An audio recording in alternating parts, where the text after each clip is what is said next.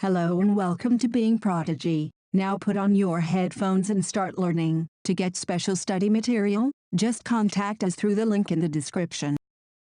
The Making of Germany and Italy 4.1 Germany, can the army be the architect of a nation? After 1848, nationalism in Europe moved away from its association with democracy and revolution. Nationalist sentiments were often mobilized by conservatives for promoting state power and achieving political domination over Europe. This can be observed in the process by which Germany and Italy came to be unified as nation-states. As you have seen, nationalist feelings were widespread among middle-class Germans, who in 1848 tried to unite the different regions of the German Confederation into a nation-state governed by an elected parliament. This liberal initiative to nation-building was, however, repressed by the combined forces of the monarchy and the military, supported by the large landowners, called Junkers, of Prussia. From then on, Prussia took on the leadership of the movement for national unification. Its chief minister, Otto von Bismarck, was the architect of this process carried out with the help of the Prussian army and bureaucracy.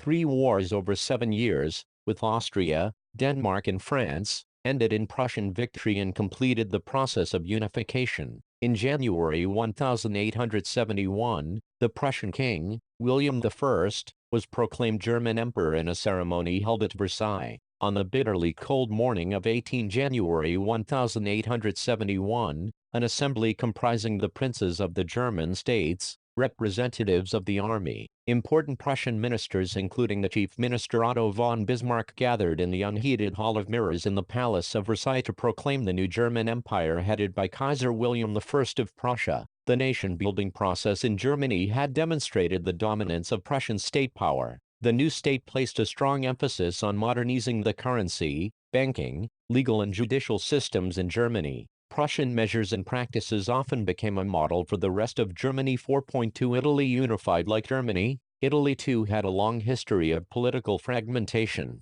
Italians were scattered over several dynastic states as well as the multinational Habsburg Empire. This is Being Prodigy. To get special study material, just contact us through the link in the description. And please subscribe to show your support. During the middle of the 19th century, Italy was divided into 7 states, of which only one, Sardinia-Piedmont, was ruled by an Italian princely house. The north was under Austrian Habsburgs, the center was ruled by the Pope and the southern regions were under the domination of the Bourbon kings of Spain. Even the Italian language had not acquired one common form and still had many regional and local variations. During the 1830s, Giuseppe Mazzini had sought to put together a coherent program for a unitary Italian republic. He had also formed a secret society called Young Italy for the dissemination of his goals. The failure of revolutionary uprisings both in 1831 and 1848 meant that the mantle now fell on Sardinia-Piedmont under its ruler King Victor Emmanuel II to unify the Italian state through war. In the eyes of the ruling elites of this region, a unified Italy offered them the possibility of economic development and political dominance. Chief Minister Cavour, who led the movement to unify the regions of Italy, was neither a revolutionary nor a democrat.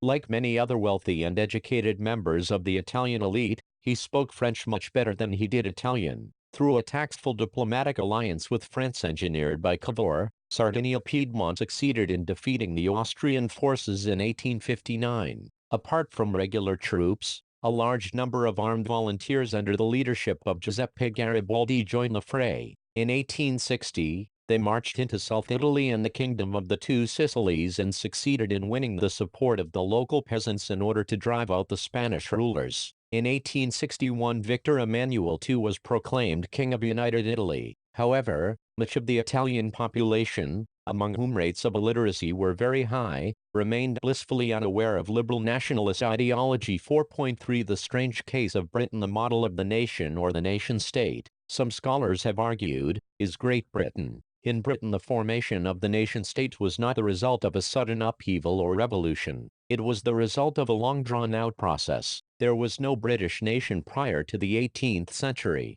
The primary identities of the people who inhabited the British Isles were ethnic ones, such as English, Welsh, Scot or Irish. All of these ethnic groups had their own cultural and political traditions. But as the English nation steadily grew in wealth, importance and power, it was able to extend its influence over the other nations of the islands.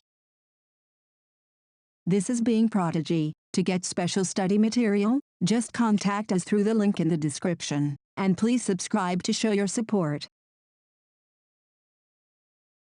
The English Parliament, which had seized power from the monarchy in 1688 at the end of a protracted conflict, was the instrument through which a nation-state, with England at its center, came to be forged. The Act of Union, 1707, between England and Scotland that resulted in the formation of the United Kingdom of Great Britain meant, in effect, that England was able to impose its influence on Scotland. The British Parliament was henceforth dominated by its English members. The growth of a British identity meant that Scotland's distinctive culture and political institutions were systematically suppressed. The Catholic clans that inhabited the Scottish Highlands suffered terrible repression whenever they attempted to assert their independence. The Scottish Highlanders were forbidden to speak their Gaelic language or wear their national dress, and large numbers were forcibly driven out of their homeland. Ireland suffered a similar fate. It was a country deeply divided between Catholics and Protestants. The English helped the Protestants of Ireland to establish their dominance over a largely Catholic country.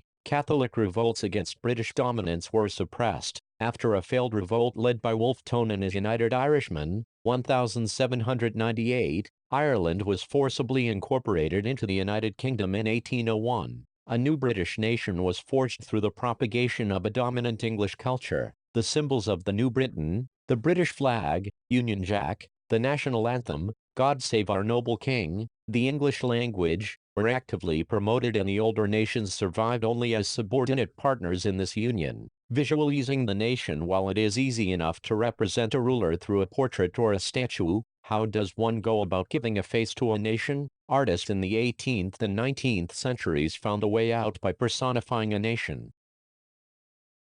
This is Being Prodigy. To get special study material, just contact us through the link in the description, and please subscribe to show your support. In other words, they represented a country as if it were a person. Nations were then portrayed as female figures. The female form that was chosen to personify the nation did not stand for any particular woman in real life, rather it sought to give the abstract idea of the nation a concrete form. That is, the female figure became an allegory of the nation. You will recall that during the French Revolution, artists used the female allegory to portray ideas such as liberty, justice, and the republic. These ideals were represented through specific objects or symbols. As you would remember, the attributes of liberty are the red cap, or the broken chain, while justice is generally a blindfolded woman carrying a pair of weighing scales. Similar female allegories were invented by artists in the 19th century to represent the nation. In France, she was christened Marianne, a popular Christian name, which underlined the idea of a people's nation. Her characteristics were drawn from those of liberty and the republic: the red cap, the tricolor, the cockade. Statues of Marianne were erected in public squares to remind the public of the national symbol of unity and to persuade them to identify with it. Marianne images were marked on coins and stamps. Similarly, Germania became the allegory of the German nation. In visual representations, Germania wears a crown of oak leaves, as the German oak stands for heroism. Nationalism and imperialism. By the last quarter of the 19th century, nationalism no longer retained its idealistic liberal democratic sentiment of the first half of the century, but became a narrow creed with limited ends. During this period, nationalist groups became increasingly intolerant of each other and ever ready to go to war. The major European powers, in turn, manipulated the nationalist aspirations of the subject peoples in Europe to further their own imperialist aims. The most serious source of nationalist tension in Europe after 1871 was the area called the Balkans. The Balkans was a region of geographical and ethnic variation comprising modern-day Romania, Bulgaria, Albania, Greece, Macedonia, Croatia, Bosnia-Herzegovina, Slovenia, Serbia, and Montenegro, whose inhabitants were broadly known as the Slavs. A large part of the Balkans was under the control of the Ottoman Empire. The spread of the ideas of romantic nationalism in the Balkans together with the disintegration of the Ottoman Empire made this region very explosive. All through the 19th century, the Ottoman Empire had sought to strengthen itself through modernization and internal reforms, but with very little success. One by one, its European subject nationalities broke away from its control and declared independence. This is Being Prodigy. To get special study material, just contact us through the link in the description, and please subscribe to show your support. The Balkan peoples based their claims for independence or political rights on nationality and used history to prove that they had once been independent but had subsequently been subjugated by foreign powers. Hence, the rebellious nationalities in the Balkans thought of their struggles as attempts to win back their long-lost independence. As the different Slavic nationalities struggled to define their identity and independence, the Balkan area became an area of intense conflict. The Balkan states were fiercely jealous of each other and each hoped to gain more territory at the expense of the others. Matters were further complicated because the Balkans also became the scene of big power rivalry. During this period, there was intense rivalry among the European powers over trade and colonies as well as naval and military might. These rivalries were very evident in the way the Balkan problem unfolded. Each power, Russia, Germany, England, Austro-Hungary, was keen on countering the hold of other powers over the Balkans and extending its own control over the area.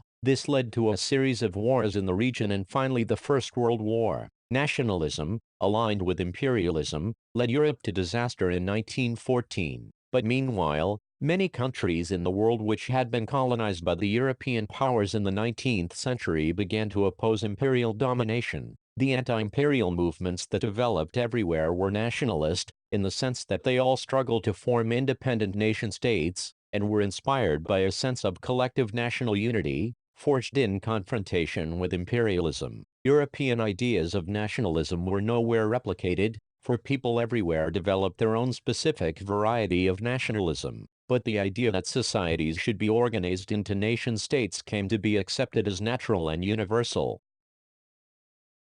This is Being Prodigy. To get special study material, just contact us through the link in the description, and please subscribe to show your support. Thank you and happy learning.